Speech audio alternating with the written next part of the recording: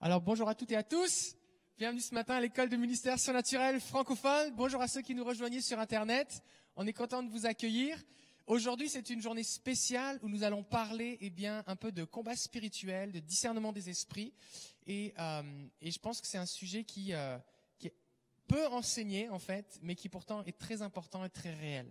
Fait que avant de commencer à louer le Seigneur, parce qu'on veut vraiment tremper dans sa présence, j'aimerais vous lire le psaume 18, et je vais vous lire dans la version Nouvelle Bible Second. Et des fois, ce qui se passe, c'est que quand on lit la Bible, on pense qu'il y a des versets qui sont juste, comme de la poésie. Il y a même des écoles de pensée qui disent que certains psaumes sont, on n'a même plus besoin de les lire, les psaumes, comme les psaumes imprécatoires, parce que ils sont plus utiles pour aujourd'hui. Mais quand on va un petit peu dans le détail, on se rend compte que le psalmiste souvent ne parlait pas spécifiquement de guerriers physiques, mais il y a toute une dimension spirituelle. Et c'est important qu'on ait une lecture spirituelle de ces textes, parce que sinon on va se retrouver avec des pans entiers de la Bible qui disent ça c'est plus pour nous maintenant, mais on va plus avoir les outils et les bases dont on a besoin pour le combat que nous expérimentons en tant que chrétiens dans notre vie de tous les jours. Alors, psaume 18. C'est psaume du cœur de David qui prononça pour le Seigneur les paroles de ce chant le jour où le Seigneur lui délivrait de la main de tous ses ennemis et de la main de Saül. Et des fois, ce qui se passe, c'est que quand on s'approche du Seigneur, on a des ennemis, on a des difficultés. Des fois, il y a des malédictions qui traînent dans nos vies. Il y a des liens spirituels qui sont là. On vit des combats. Mais je veux déclarer ce matin une parole d'espoir, que c'est possible d'être libre. C'est possible d'être entièrement libre. On n'a pas besoin d'attendre d'arriver au ciel pour être entièrement libre.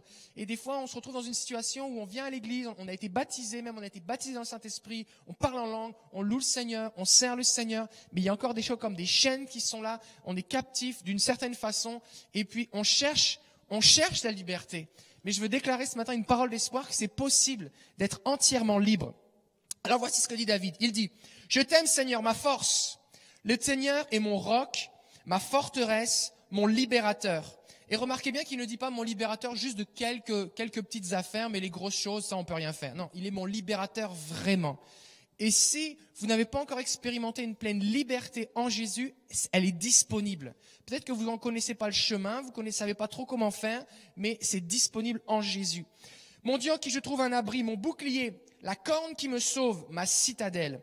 Je m'écris, loué soit le Seigneur, et je suis sauvé de mes ennemis. On voit ici dans ce verset que, la louange est une puissance pour être délivré de l'ennemi. Maintenant, si la louange est le seul outil que vous utilisez, alors vous serez libéré seulement de certains ennemis. Parce que c'est pas la seule façon qu'il y a dans le combat spirituel. Je m'écris loué sur le Seigneur et je suis sauvé de mes ennemis. Les liens de la mort m'avaient enserré et les torrents de destruction m'avaient rempli d'effroi. Remarquez ici qu'il y a une dimension en rapport avec l'effroi, il y a une dimension émotionnelle. Les liens du séjour des morts m'avaient entouré. Les filets de la mort étaient devant moi. Dans ma détresse, j'invoque le Seigneur. J'appelle mon Dieu au secours. Il y a de la prière. La prière est importante. Il y a de la louange, mais il y a aussi de la prière. D'accord ? De son temple, il m'entend. Et les appels au secours que je lance vers lui parviennent à ses oreilles. Remarquez ici qu'il y a une dimension de temps. Il y a une dimension de délai. Des fois, les gens pensent que j'ai fait une prière, ça doit être forcément instantané. Mais des fois, il y a une dimension où on cherche, on appelle le Seigneur à l'aide, on appelle le Seigneur au secours, et que on est dans un processus. Donc, si vous êtes en train de vivre un processus de liberté, c'est important que vous ne soyez pas découragés. La terre fut ébranlée et trembla.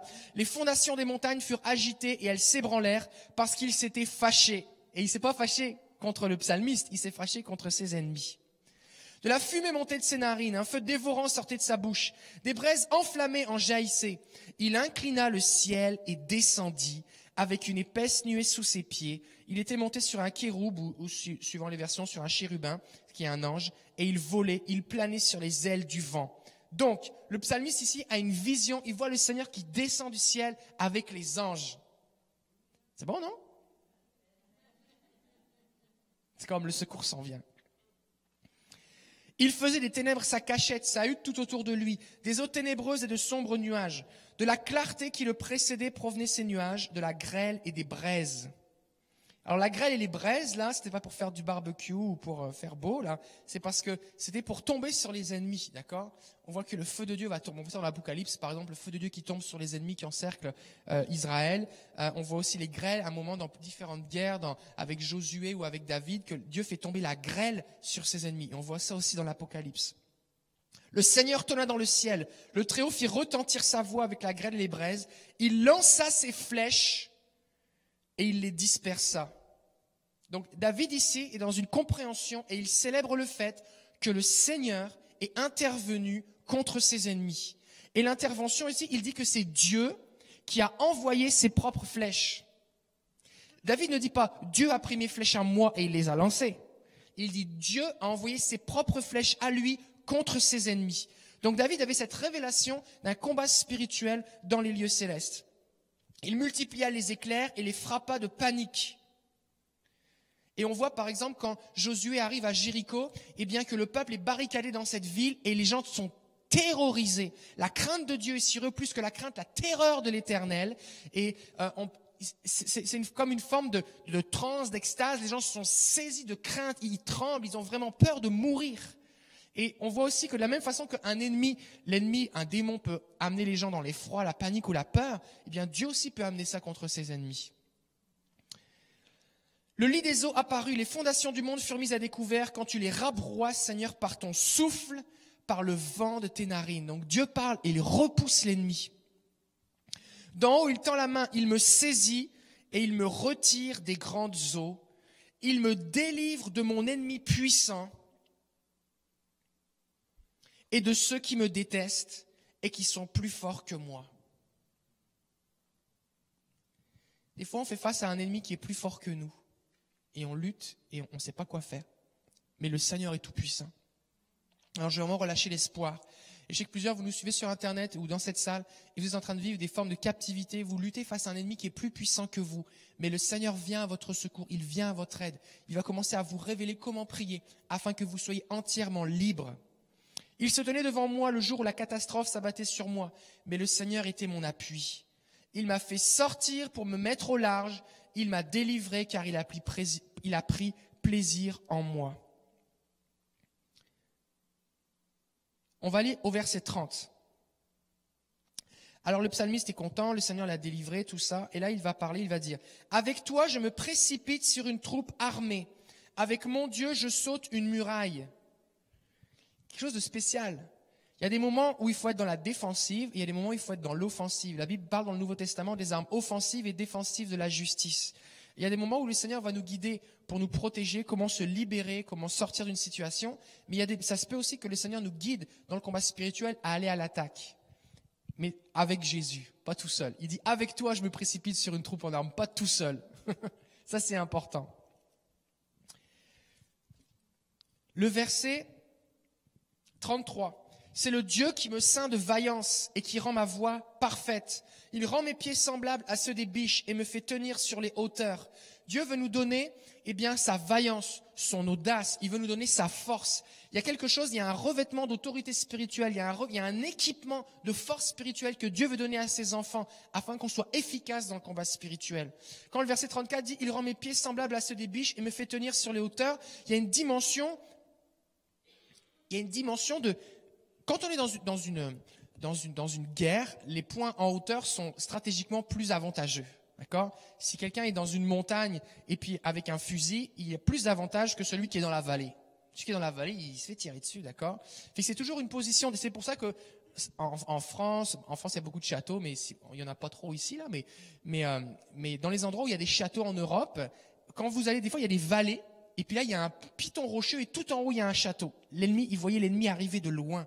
Et le Seigneur veut nous amener dans une position où il nous élève, où il nous donne de la hauteur, il nous donne une perspective. Il nous permet de contempler nos ennemis. Pas parce qu'on veut les adorer comme quand on contemple le Seigneur, mais pour savoir quels sont ses plans, quelles sont ses ruses, ce qu'il fait à l'avance. Et là, regardez bien le verset 35. Il enseigne à mes mains la guerre. C'est quand même spécial qu'il dit que c'est Dieu qui enseigne à ses mains la guerre. David était un guerrier, mais il reconnaît que c'est Dieu qui l'instruit pour apprendre la guerre. On est tous des apprentis, Et vous êtes en apprentissage. Et Dieu, dans ce cheminement que vous faites en suivant l'école de ministère surnaturel et dans votre vie quotidienne avec Jésus, est en train de vous enseigner, de vous former. Il veut vous apprendre la guerre. Et cet enseignement, qui est comme un exercice, un entraînement, ce que ça va faire, le verset suivant dit, la suite du verset dit, mes bras tendent un arc de bronze. Qui a déjà fait du tir à l'arc ici? Vous avez déjà fait du tir à l'arc? Quand tu peux faire un arc pour tes enfants avec une petite ficelle et un bâton de bois, d'accord? Mais si c'est vraiment un arc de compétition, c'est difficile à tendre. Parce que si tu veux que la flèche aille loin, il faut qu'il y ait beaucoup de tension sur la corde. Et donc, c'est difficile à tendre. Maintenant, imaginez un arc en bronze, en métal. C'est super difficile à tendre. Il y a une version qui traduit « Mes bras tendent l'arc le plus puissant ». Et si Dieu m'exerce, si Dieu m'entraîne, on a des militaires ici, quand un militaire fait ses classes, il y a une formation, ce qui se passe, c'est qu'il y a beaucoup d'entraînement physique. Pourquoi? Pour qu'il soit capable de porter les sacs. À l'époque, il tendait des arcs, ça prend du muscle. Et le Seigneur va vous faire cheminer dans un équipement, dans un entraînement, afin que vous soyez capable de faire des choses qui requieraient de la puissance. Fait qu'il est possible que présentement, il y a des armes que vous ne soyez pas capable d'utiliser, des armes spirituelles que vous ne soyez pas capable d'utiliser parce que, vous n'avez pas encore cet entraînement, vous n'avez pas encore cette force qui vient du Seigneur. Mais Dieu vous entraîne dans un processus dans lequel, vous allez cheminer et vous allez vous développer. Vous allez vous développer. C'est bon, non? Tu me donnes le bouclier de ton salut, ta main droite me soutient et ta réponse me grandit. Vous allez avoir un dialogue avec le Seigneur et ces réponses vont nous faire grandir. Il va vous donner des révélations. C'est vraiment important de comprendre que, vous ne pouvez pas apprendre le combat spirituel au travers d'un bouquin avec les 10 étapes. Ça marche pas comme ça. Ça marche pas comme ça. J'aimerais ça, mais ça marche pas comme ça. Vous allez vivre des choses qui des fois sont pas faciles. Comme quelqu'un quand son entraîneur lui dit tu vas courir. Et là, tu es fatigué, maintenant tu vas faire des push-ups. Et maintenant, tu es fatigué, et maintenant tu vas courir encore. Et maintenant, voici ce que tu vas faire. Tu vas escalader un mur. Mais là, j'en peux plus, je vais mourir. Non, tu vas pas mourir. Je te pousse au-delà de tes limites. Je sais que ça fait mal. Mais après ça, tu vas te développer, tu vas être capable de le faire sans être fatigué. Et le Seigneur va vous entraîner. Et il y a des dimensions dans nos vies où le Seigneur n'a pas le choix que de nous faire passer au travers de certaines circonstances pour qu'on apprenne, pour qu'on se développe. Maintenant, si on n'apprend rien, on va devoir revivre les mêmes choses. Parce qu'il faut qu'on allume spirituellement, il faut qu'on comprenne quoi faire. Il faut qu'on accepte de se développer. Tu me fais marcher au large et je ne chancelle pas sur mes chevilles. Dieu va vous fortifier, vous rendre capable d'aller jusqu'au bout. Je poursuis mes ennemis et je les atteins et je ne reviens pas avant de les avoir exterminés. Je les fracasse et ils ne peuvent se relever. Ils tombent sous mes pieds. Alors c'est important quand on lit les psaumes imprécatoires de réaliser que non, on ne fait pas du djihad ou des trucs comme ça. La Bible dit dans l'Épître aux Éphésiens qu'on ne lutte pas contre la chair et le sang. D'accord? Fait que c'est pas contre les êtres humains qu'on lutte. Ok? David, lui, avait 2 types d'ennemis. Il y avait des ennemis qui étaient des guerriers, des peuples étrangers, qui avaient vraiment du sang qui coulait. Mais il y avait aussi des ennemis spirituels. Parce que tous ces ennemis, qui étaient des adorateurs d'idoles, qui sacrifiaient des enfants, qui faisaient toutes sortes de pratiques vaudou, sorcellerie et compagnie, il y avait des démons qui étaient avec eux. Donc il y avait aussi un combat spirituel. Et Dieu aussi arrivait avec ses anges. Donc il y avait le combat à 2 niveaux. Nous, présentement ici, on n'est pas amené à lutter pour notre vie physique, mais spirituellement, on est appelé à combattre. Et Dieu veut nous amener à avoir une victoire totale, un triomphe. La Bible nous dit dans l'Épître aux Colossiens, que gloire soit rendue à Dieu, qui nous fait toujours triompher en Christ. Donc Dieu veut nous amener à son triomphe, nous sommes plus que vainqueurs en lui. Verset 40. Tu me ceins de vaillance pour le combat, tu fais plier sous moi mes adversaires. Dieu veut vous communiquer une force spéciale, une vaillance spéciale pour le combat.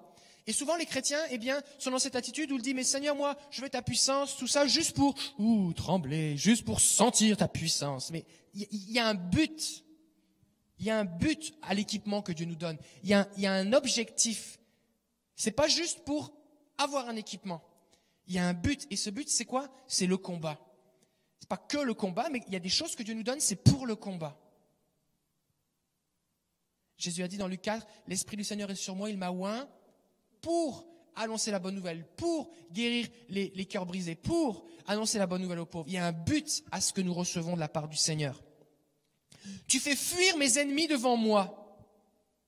Et le Seigneur aussi veut vous revêtir de cette autorité spirituelle qui va faire que vous allez être capable, alors que vous allez avancer, l'ennemi va fuir devant vous. Maintenant, il ne va pas toujours fuir devant vous. La Bible dit aussi dans l'épître de Jacques que soumettez-vous à Dieu, résistez au diable et il fuira loin de vous. Donc il y a des moments où il va falloir lui résister avant qu'il fuit. Mais il y a des moments, alors on va juste avancer revêtu de la présence de Dieu et il va fuir. Il y a des moments où il va falloir engager le combat. Il y a des moments où il va falloir le poursuivre jusqu'à l'exterminer.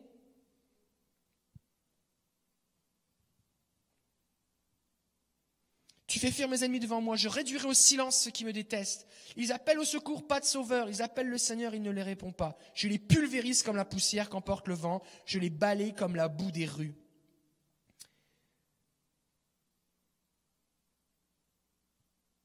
Et il termine le psaume en disant au verset 47, « Vive le Seigneur, béni soit mon rocher, que le Dieu de mon salut soit exalté. Le Dieu qui m'accorde la vengeance, qui me soumet des peuples, qui me fait échapper à mes ennemis. Tu m'élèves au-dessus de mes adversaires, tu me délivres de l'homme violent. C'est pourquoi je te célébrerai parmi les nations, Seigneur. Je chanterai ton nom parce que tu as fait de grandes choses. » Amen. Amen. On va voir plusieurs textes de la parole de Dieu aujourd'hui, mais sans plus tarder, j'aimerais qu'on puisse prendre un temps à louer le Seigneur.